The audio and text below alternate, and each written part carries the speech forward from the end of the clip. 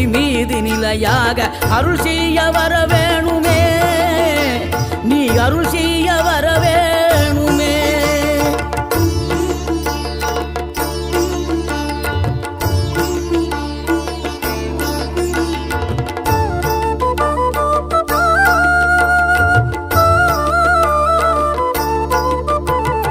இகழ்தலையும் புகழ்தலையும் ஒரு முகமாய் கருதும்படி செவி உரைத்த முத்து குமரன், நீ வறுமையையும் வளமையையும் சமநிலையை உணரும்படி மதி கொடுத்த செல்வ குமரன்.